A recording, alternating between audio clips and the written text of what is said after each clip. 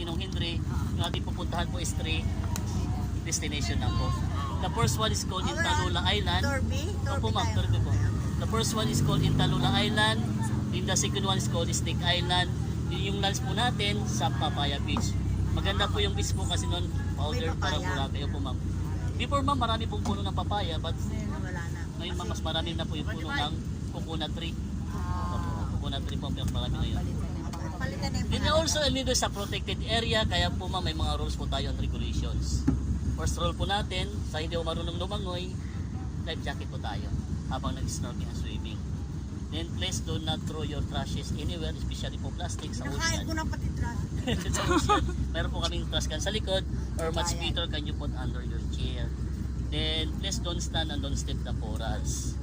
Then yung pagkukuha po ng sands, corals, shell stones, dead or alive, that's not allowed.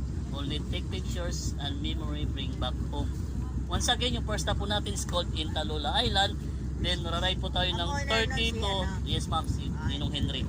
30 to 35 minutes po yung ating biyahe from here. Okay? Kung may katanungan po kayo, you can ask me with my partner. Dyan. Pwede ko yun nun? Yun po yun yun. Pwede mo tanong. Sige po. Binata. Binasa na ma'am, binasa na. Binasa na. Binasa na. May lahi ka bang Bombay? Yun nga po, lagi akong sasabi ng guest.